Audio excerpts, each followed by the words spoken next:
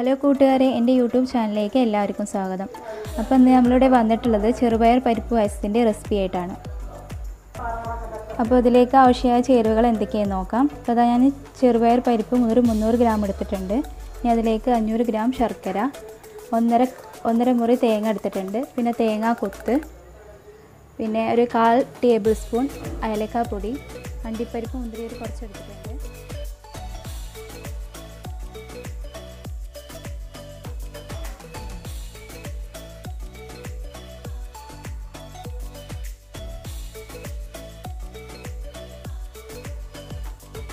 കഴുകിയെടുത്തിട്ടുണ്ട്. ഇത് നമുക്കൊന്ന് വറുത്തെടുക്കാം.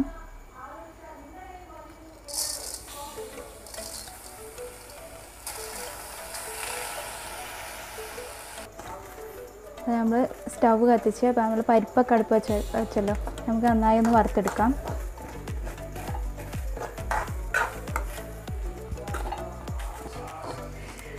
നമ്മൾ പരിപ്പ് നന്നായി ഇങ്ങനെ ഇളക്കി കൊടുക്കണം, അല്ലെങ്കിൽ അടി പിടിച്ച് കരിഞ്ഞു പോകും.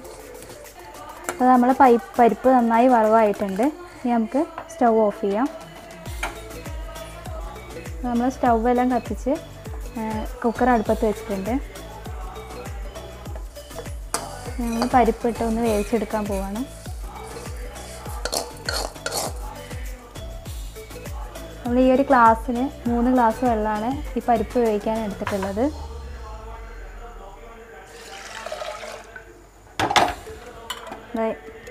ഈ പരിപ്പിനേക്കാളും കുറച്ച് മുകളിൽ നിൽക്കണം വെള്ളം.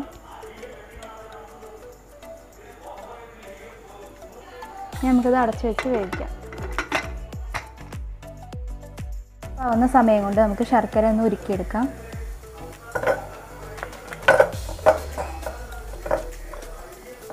നമ്മൾ ഒരു ഗ്ലാസ് വെള്ളത്തിലാണ് നമ്മളിത് ഉരുക്കിയെടുക്കുന്നത്.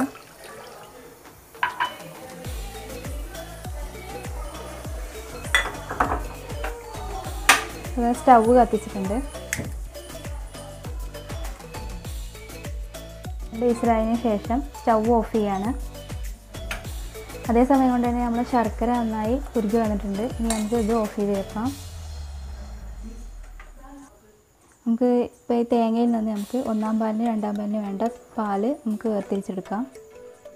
അപ്പോൾ നമുക്ക് 1-ാം പാലിന് ആവശ്യമായ തേങ്ങ നമുക്ക് മിക്സിയിൽ ഒന്നിട്ട് അടിച്ച് പിഴിഞ്ഞെടുക്കാം.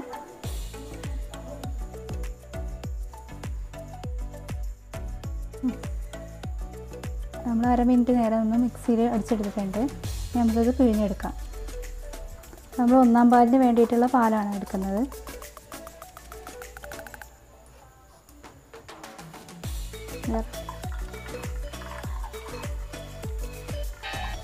അപ്പോൾ നമ്മൾ പാല് നന്നായി പിഴിഞ്ഞെടുത്തിട്ടുണ്ട്.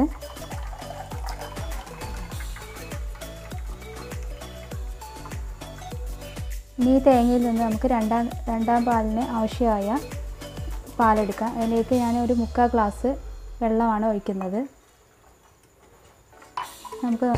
നമുക്ക് ഈ തേങ്ങ 1/2 മിനിറ്റ് ഒന്ന് മിക്സിയിൽ അടിച്ചെടുക്കാം.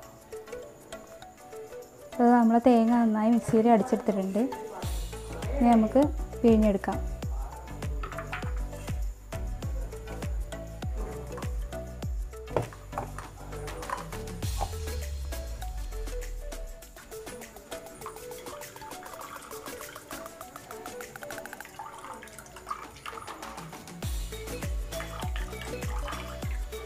അത് നമ്മളുടെ 2-ാം പാലും പിഴിഞ്ഞെടുത്തിട്ടുണ്ട്. അപ്പോൾ ഞാനിവിടെ 1-ാം പാലും 2-ാം പാലും എടുത്ത് വെച്ചിട്ടുണ്ട്. അപ്പോൾ ആ പരിപ്പ് വേവിച്ചത് നമ്മൾ കുക്കറിൽ നിന്നും വേറെ പാത്രത്തിലേക്ക് മാറ്റി വെച്ചിട്ടുണ്ട്. ഉരുക്കി വെച്ച ശർക്കര നമുക്ക് പരിപ്പിൽ വെച്ചിട്ട് അരിച്ചൊഴിച്ച് കൊടുക്കാം.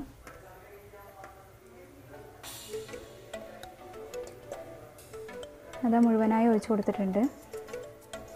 പരിപ്പിൽ നമ്മൾ ശർക്കര നന്നായി ഇളക്കി യോജിപ്പിച്ചതിന് ശേഷം നമുക്ക് സ്റ്റൗ ഒന്ന് കത്തിച്ചെടുക്കാം.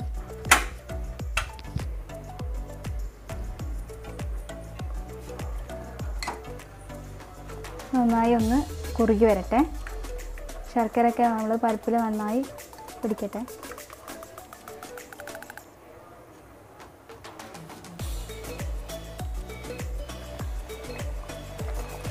അത് നന്നായി കുറുകി വന്നിട്ടുണ്ട്. ഇനി നമുക്ക് ഇതിലേക്ക് 2-ാം പാൽ ഒഴിച്ച് ഒന്നുകൂടി വേവിച്ചെടുക്കാം.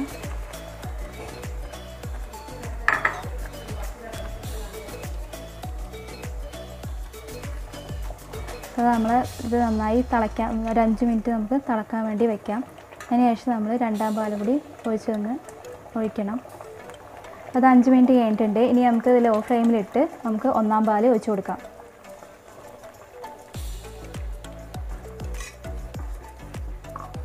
ഒഴിച്ച് കൊടുത്തതിന് ശേഷം നമ്മൾ വേഗം ഓഫ് ചെയ്യണം. നമുക്കൊന്ന് സ്റ്റവ് ഓഫ് ചെയ്യാം.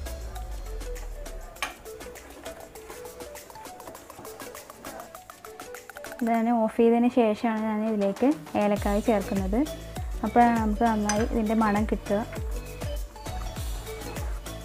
അപ്പോൾ നമ്മൾ പായസം റെഡി ആയിട്ടുണ്ട്. ഇനി ഇതിലേക്ക് ആവശ്യമായ വറവിടാം. അപ്പോൾ വറവിടാനായിട്ട് അണ്ടിപ്പരിപ്പും മുന്തിരിയും പിന്നെ തേങ്ങാക്കൊത്തും ഇവിടെ എടുത്ത് വെച്ചിട്ടുണ്ട്. അപ്പോൾ സ്റ്റവ് കത്തിച്ച് ചട്ടി വെച്ചിട്ടുണ്ട്. ഇതിലേക്ക് ഞാൻ 2 ടേബിൾ സ്പൂൺ നെയ്യ് ഒഴിച്ച് കൊടുക്കുകയാണ്.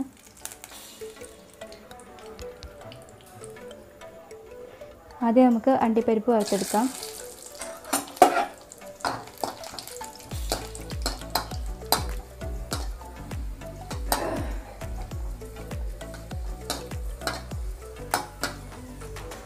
അത് അണ്ടിപ്പരിപ്പ് ആയിട്ടുണ്ട്. നമുക്കിത് പാത്രത്തിലേക്ക് മാറ്റാം.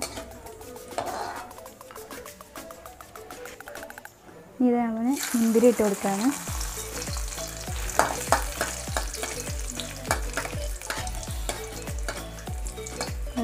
ഇതും ആയിട്ടുണ്ട്. ഇനി നമുക്കിത് പാത്രത്തിലേക്ക് മാറ്റാം. അത് അവസാനമായിട്ട് നമുക്ക് തേങ്ങാക്കൊത്ത് വറുത്തെടുക്കാം.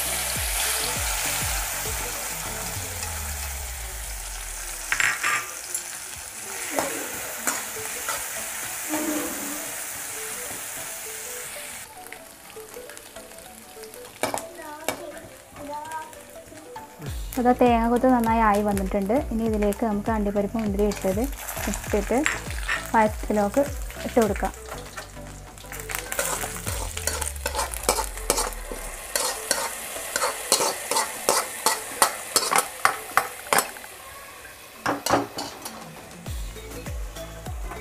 അപ്പോൾ നമ്മൾ പായസം റെഡി ആയിട്ടുണ്ട്. ഇത് നമ്മൾ പായസം റെഡിയായതിന് ശേഷം നമ്മൾ വേറൊരു പാത്രത്തിലേക്ക് മാറ്റിയിട്ടുണ്ട്. അപ്പോൾ എൻ്റെ റെസിപ്പി എല്ലാവർക്കും ഇഷ്ടപ്പെട്ട് കഴിഞ്ഞാൽ ഷെയർ ചെയ്യാനും സബ്സ്ക്രൈബ് ചെയ്യാനും പിന്നെ എന്നെ സപ്പോർട്ടും ചെയ്തേക്കണം. Thank you.